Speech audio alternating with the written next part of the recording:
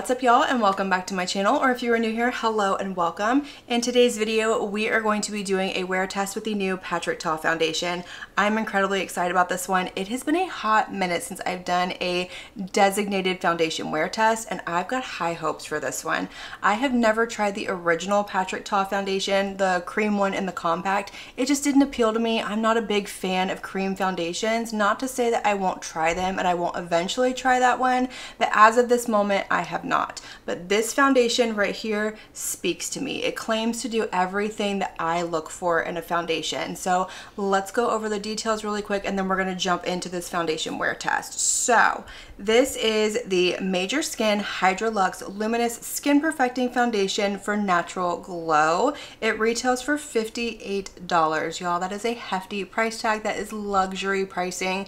I'm not completely surprised by it though, because Patrick Ta is a higher priced brand, but I think in my mind I expected more of like a $53 price point versus $58. I know that's not a big price difference, but it's still $5 in my mind. Now this comes in 30 different shades. That is a pretty good shade range. I'm looking at it right now and I feel like it's going to cover a lot of skin tones and undertones. I have the shade 3 Rosy Neutral. This is going to be fair with rosy neutral tones. The one under it is 2 Rosy, which is fair with rosy tones. I almost got that one, but when I was looking at it, it seemed like it was going to be a little too light for my skin, and I always end up getting one that's too light. So we went with 3, and I think it's going to be a really good shade match. If not, I will exchange this. It is too pricey to not.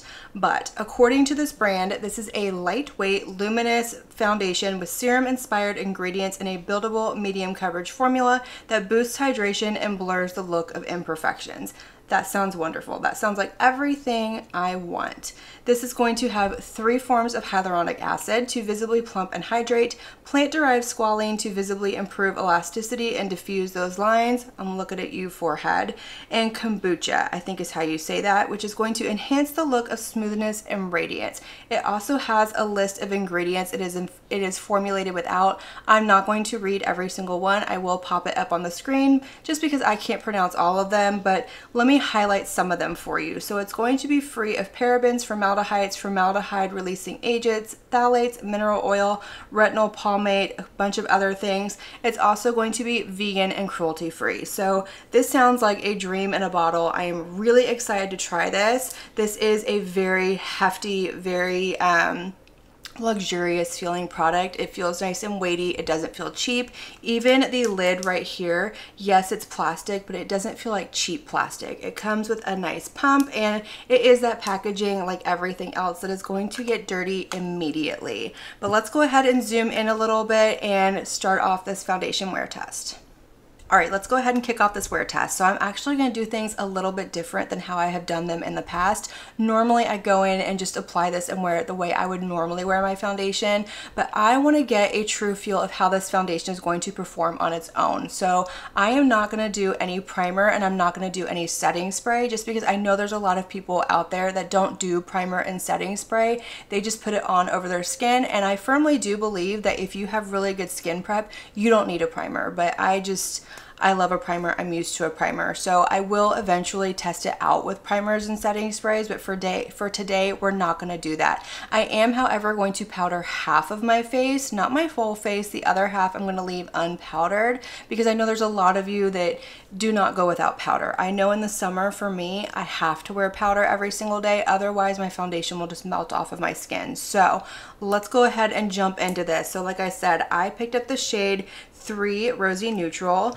I'm going to do half of my face with a sponge and half of my face with a brush, so we can see how it's going to apply, if it's going to change the difference of the coverage, different things like that. So I'm going to be using a Sigma F48 soft coverage brush for this one. So I'm going to give it a good shake, and we're going to start to apply this. Now, if you are new here, let me give you a little insight on what I am working with. So I am 39 years old. I do have normal skin. I do not have oily skin. I do not have dry skin. I do lean a little bit more dry in the winter time, but my skin basically stays on an even keel.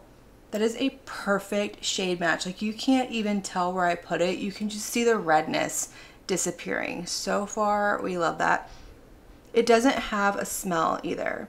So that's good. We love that. It did claim to be fragrance free though, so that's a check mark.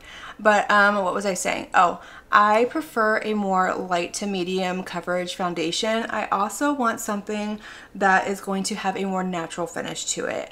I absolutely do not like a matte foundation. I don't mind a more glowy foundation, but right down the middle, natural finish is where I thrive.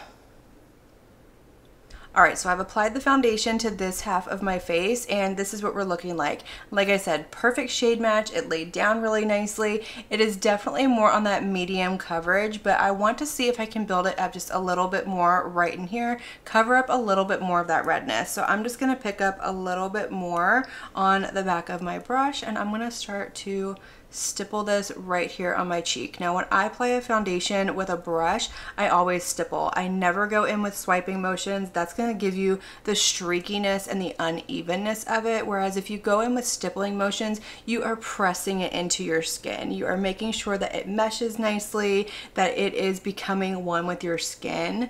And so far, this is doing beautiful. It definitely has a dewy finish to it. It's not overly glowy. It's not anything that is metallic, but it's also not going to be a matte finish either. So once again, we are adhering to those claims. It does feel very lightweight. It does feel, what's the word that I'm looking for other than lightweight? It feels very smooth when I put it on. It doesn't feel heavy, it doesn't feel cakey, and I think this is looking beautiful so far. Let's go ahead and do the other side with a sponge. So I have my clean makeup sponge right here. We're just gonna put some on the back of it. That's probably way too much. I tend to get very heavy-handed with my foundations, but let's go ahead and spread it around a little bit and start to press this in.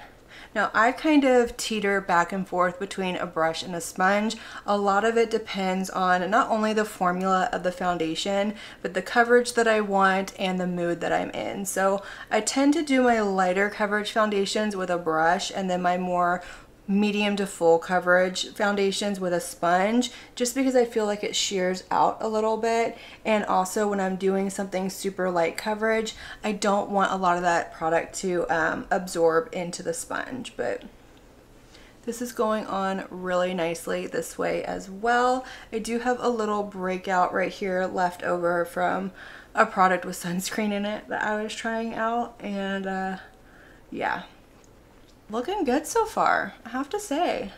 I think I like it better with the brush than I do with the sponge. Personal preference thing, but either way, it still went on really nicely. I don't feel like it sheared out too much with the sponge versus the side with the brush, but again, I prefer it with the brush. But let's go ahead and see if we can build up just a little bit of that coverage right here on my cheek where that redness is.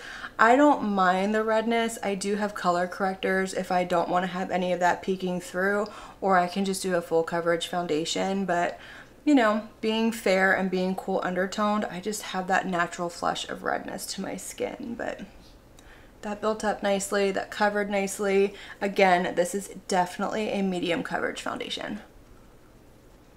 All right, so this is what the skin is looking like before I put on any concealer, powder, bronzer, blush, anything like that. This is just the foundation on my skin. So this is the side that I applied with the brush. This is the side that I applied with the sponge, and I think it looks absolutely beautiful. Like I said, it's sitting nicely on my skin. So far, it's not digging into the lines on my forehead, which it claims it's not going to. It claims it's going to be smoothing, it's going to be hydrating, and so far, I definitely feel like it is adhering to all of those claims. But I'm going to go ahead and throw on my concealer, my powder, bronzer, blush, all of that. I will have all those products listed and linked down below in the description box. So per usual, if you're ever curious about anything I use in any of my videos, always check the description box. I squeeze as much information as I possibly can into that tiny little space. But I'm going to go ahead and do all that really quick, and then I will come back and show you what we're looking like, and then I'll just continue throughout my day. All right, y'all, so we are back. My makeup is complete with the exception of my eyes. I am going to be filming with a new eyeshadow palette, so the next time you see me, I will have my eyes on, but this is what we are looking like so far. Everything went on over top really nicely. Everything is sitting really nice. This feels really good on my skin, and I think it looks beautiful. So this is the side that I powdered, and this is the side that I left unpowdered, and I have to say that both sides look absolutely beautiful out the gate, but we will see how they wear throughout the day. So I am definitely going to try and do a check-in. Hopefully I can do it on my phone with natural lighting. We are supposed to get some rain today, so if not, I'll just sit down and check in from here. But I'm gonna go ahead and wear this foundation, and I will see y'all in just a little bit.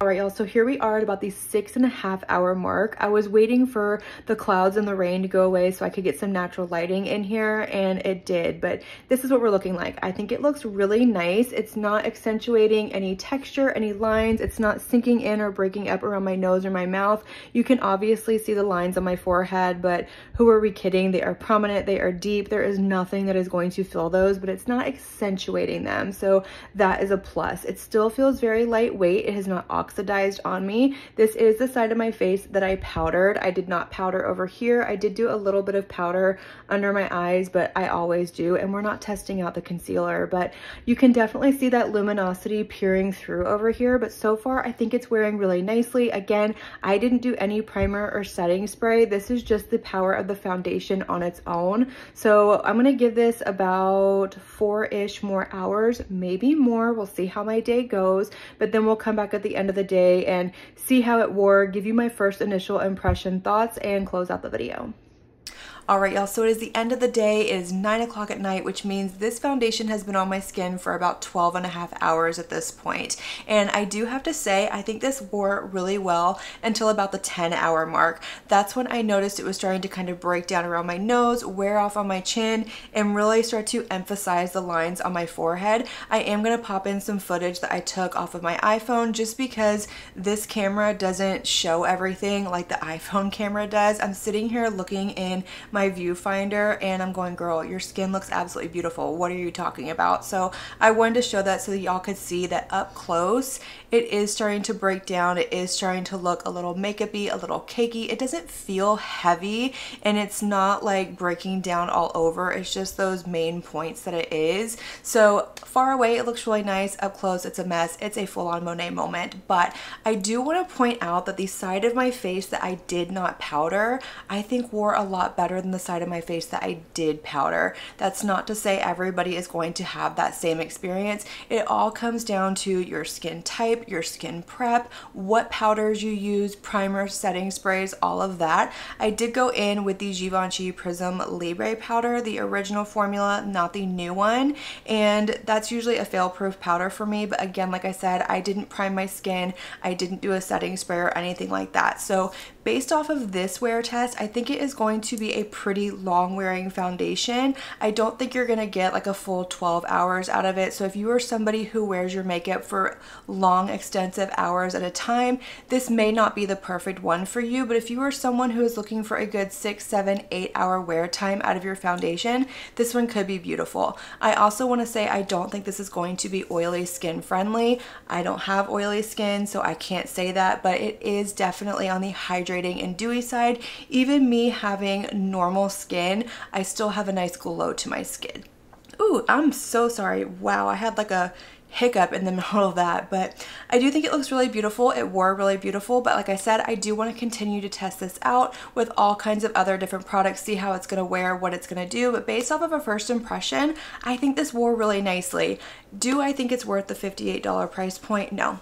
I have other foundations in my collection that wear better, look just as beautiful, but for a longer period of time and at a lower price point. So that's kind of my first impression on this. Let me know what you think. I want to hear all of your thoughts down below. Did you pick this up? Did you skip out on it? What is your favorite foundation? What is your skin type? If you pick this up and you have a different skin type than me, let me know what your experience is with it. Like I said, that's going to complete this video. So let's have that conversation, light up that comment section, and as usual, usual. I want to thank you all so much for watching my video and spending your time with me. It truly does mean so much to me, and if you like this video, make sure you give it a big thumbs up before you leave. Don't forget to hit that subscribe button and click on that notification bell so that you can be notified of all my future posts here on my channel. I do post quite a few videos every single week, and I wouldn't want you to miss one. But until my next video, have a good one. Bye.